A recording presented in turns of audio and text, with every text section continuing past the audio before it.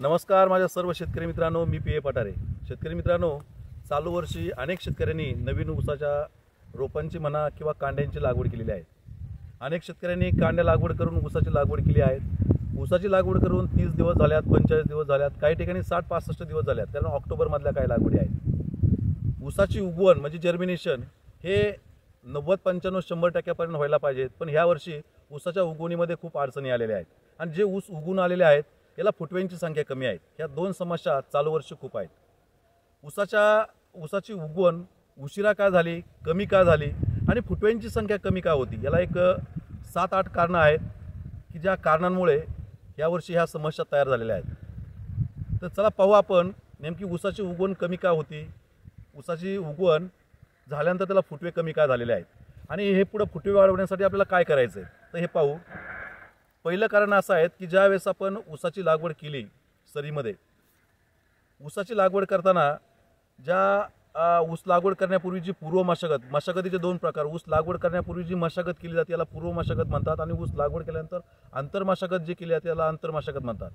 ऊस लागवड करण्यापूर्वी जी मशागत आपल्याला चांगली करायला पाहिजे होती, ही मशागत ह्या वर्षी मी आता स्वतः पाहिलं अनेक ठिकाणी 80% लोकांनी लवकर ऊसाची लागवड करायची। रिटर्न मान्सूनचा पाऊस भरपूर झाला आहे, लवकर ऊसाची लागवड करायची, लवकर कारखान्याला नोंद द्यायची म्हणून लोकांनी पाहिजे त्या पद्धतीने चांगल्यापैकी पूर्व मशागत केलेली नाहीत।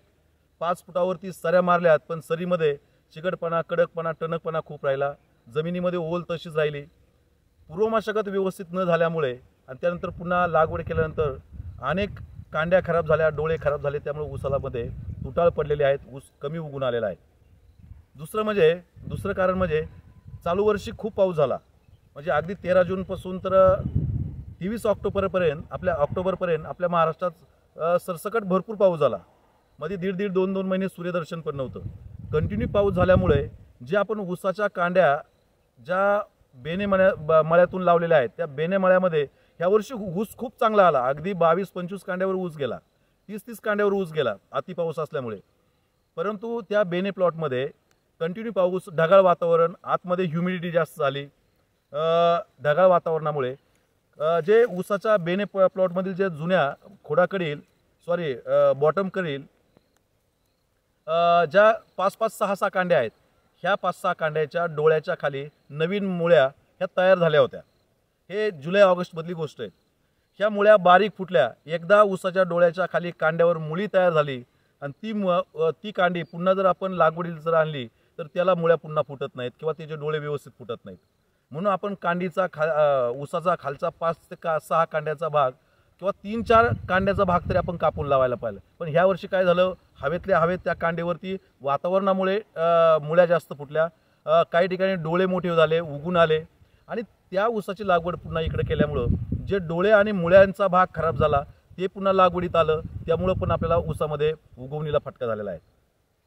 तिसरं कारण असं की कंटिन्यू पाऊस असल्यामुळे, अगदी 23-25 ऑक्टोबरपर्यंत भरपूर पाऊस झाल्यामुळे, म्हणजे रिटर्न मान्सूनचा पाऊस जास्त झाल्यामुळे जमिनीमध्ये जी ऑक्टोबर हीटनी जमीन तापायला पाहिजे, म्हणजे ऊस उगून येण्यासाठी कमीत कमी 28 आणि जास्तीत जास्त 32-35 डिग्री टेम्परेचर हे जमिनीत राहायला पाहिजे, तर ऊसाची उगवण फास्ट उगवून येते, चांगली होते। म्हणजे ऑक्टोबरमध्ये ऊस हा कांडी लागवड केल्यानंतर 20-22 दिवसामध्ये जवळजवळ 80-85% ऊस उगून येतो।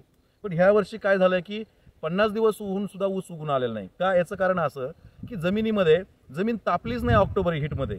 त्यानंतर नोव्हेंबरमध्ये थोडी गरमी राहिली, परंतु दिवसा गरमी असली तरी रात्रीची थंडी भरपूर राहिली, म्हणजे अति थंडीमुळे आणि जमीन न तापल्यामुळं ह्या वर्षी ऊस उगून यायला मोठी समस्या झालेली आहे। त्यानंतर फुटवा व्हायला सुद्धा हीच प्रॉब्लेम आहे की नंतरून 40-45 दिवसामध्ये फुटवे चालू व्हायला पाहिजे नवीन ऊस उगून आल्यानंतर, पण त्या ऊसाला ह्या वर्षी हीट व्यवस्थित न मिळाल्यामुळं, जास्त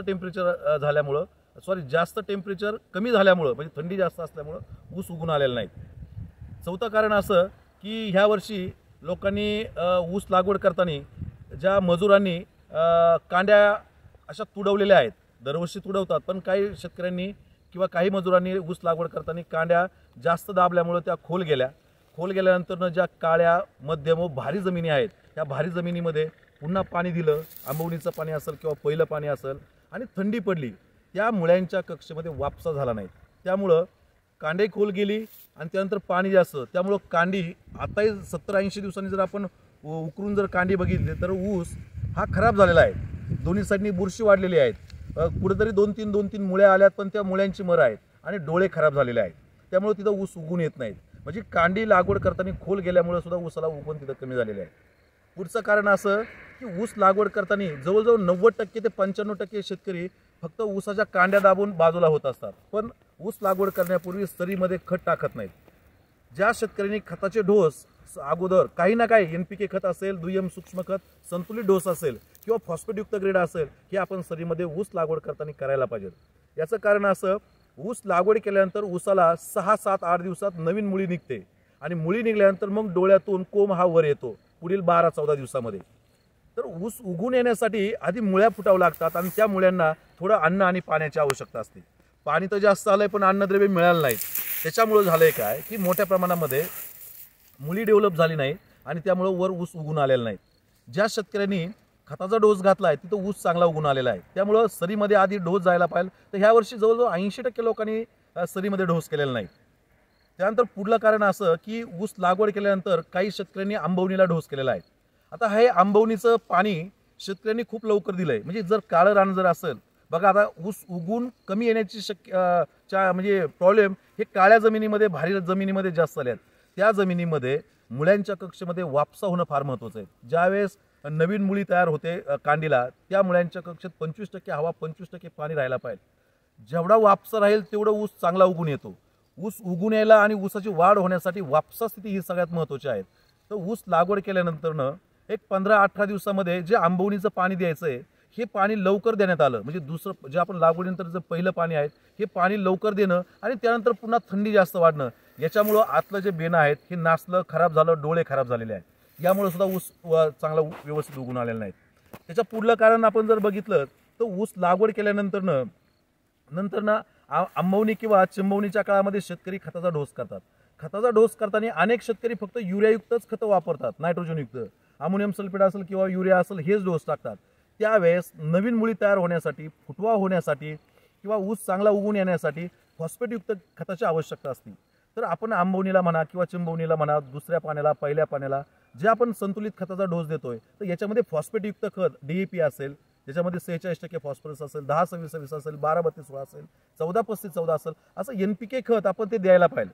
प्रत्येक पिकाचा शेंडा चालण्यासाठी, ऊसाचा मुख्य शेंडा चालण्यासाठी, मुळीचा शेंडा चालण्यासाठी कॅल्शियम, बोरॉन आणि नायट्रोजनची आवश्यकता असते. ही खतं जायला पाहिजे, पण फॉस्फेटयुक्त खतं जास्त द्यायला पाहिजे. तर ही खतं सुद्धा इनबॅलन्स झाल्यामुळे सुद्धा आपल्याला ऊसाची उगवण कमी झालेली आहे. शेतकरी मित्रांनो, असे ह्या ऊसाची कारणं आहेत. आपण जर बघितलं तर हलक्या जमिनीमध्ये ऊस चांगला उगून आलाय, कारण तिथं लवकर पाण्याचं निचरा झालाय आणि वापसा जास्त झाल्यामुळं ऊस व्यवस्थित उगून आलाय. त्यानंतर पुढं आपण जर बघितलं तर ऊस उगून आलाय पण त्याला फुटवे कमी. तेच कारण आहे की अति काळ्या जमिनीमध्ये, भारी जमिनीमध्ये पाणी जास्त आले, जमिनीमध्ये हीट तयार न होणे, दोन पाण्यामध्ये गॅप हा जास्त न पडणे, ही याच्या मागे कारण आहेत. शेतकरी मित्रांनो, आता जिथं डोळे खराब झालेले असेल, जिथं आता गॅप फिलिंग आहे, जिथं तुटाळा आहे, त्या भागामध्ये आता तुम्ही नवीन रोपांची लागवड करा. किंवा आता बघा 50-60 दिवस झाले असेल तर आपल्याला रोपांची लागवड केलेली कधी चांगली राहील. आणि तुम्ही तूड भरून घ्या. जिथं तुम्ही नवीन गॅप भरलाय तिथं तुम्ही आळवणी करा, खताची आळवणी करा. आणि जिथं जिथं तुम्हाला फुटवे कमी वाटतात त्या ऊसाला ऊस उगून आल्यानंतरनं साधारणतः 15 ते 20 दिवसामध्ये, म्हणजे ऊस लागवडीनंतर 30 ते 32 दिवसांनी तुम्ही खताची आळवणी करा. ही एक खताची आळवणी जर केली आणि वरून जर खताची एक फवारणी घेतली तर आपल्याला फुटवे दिसतील. बघा, एक खताची आळवणी करा ऊस लागवडीनंतर साधारणतः 28-30 दिवसामध्ये 500 लिटर पाण्यामध्ये, प्रति एकरी 500 लिटर पाणी वापरा. 500 लिटर पाण्यामध्ये नायट्रोफॉस्फेटयुक्त खत DAP, जे आपलं 50 किलोचं बॅग आहे, हे DAP तुम्ही त्याच्यामध्ये 25 किलो घ्या. 10 किलो मॅग्नेशियम सल्फेट घ्या. सूक्ष्म खत फेरस, मॅग्नेज, झिंक, कॉपर, मोल्डम, बोरॉन, जे पिकाला लागणारं आवश्यक सूक्ष्म खत आहे, जे मेटलाइन DF नावाने येतं, हे तुम्ही त्याच्यामध्ये 2.5 ते 3 लिटर घ्या, 3-3.5 लिटर. आणि त्याच्यामध्ये तुम्ही पुन्हा पांढरी मुळी विकसित होण्यासाठी चांगल्या कंपनीचं रूट मॅक्स असेल, महाफीडचं ह्युमिक असेल, हे 500-700 ग्रॅम घ्या. असं सर्व एकत्र मिक्स करा. आणि जे तुम्ही आंबवणीचं पाणी किंवा चिंबवणीचं जे पाणी देणार आहे त्या पाण्याच्या मागे तुम्ही नोझल काढून किंवा मैलांच्या साहाय्याने तुम्ही त्याला आळवणी करून घ्या. अशी एक जर आळवणी केली तर नवीन फुटवे चांगले होऊन जाईल.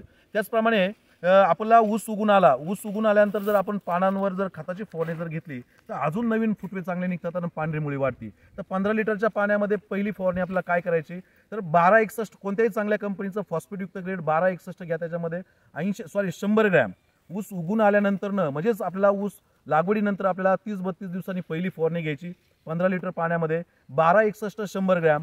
पुन्हा झिंक बेसमधलं सूक्ष्म खत जे मिक्झिंग नावाने येतं, कोरस एसपी नावाने येतं, ते 150 मिली घ्यायचं आहे. त्याच्यामध्ये पुन्हा आपल्याला चांगल्या कंपनीचं ॲमिनो ॲसिड म्हणजे इसाबियन असेल किंवा सुपर अमाइड एसपी 30 मिली घ्यायचं आहे त्याच्यामध्ये. आणि सगळ्यात महत्त्वाचं की पानामध्ये क्लोरोफिल तयार होण्यासाठी फेरस, झिंक, मॅग्नीजसह मॅग्नेशियमची आवश्यकता असते. तर मॅग्नेशियम सल्फेट तुम्ही 150 ग्रॅम घ्या. असं मिक्स करून आपल्याला 18 ते 20 दिवसाच्या अंतराने 2 फवारण्या घ्यायच्या.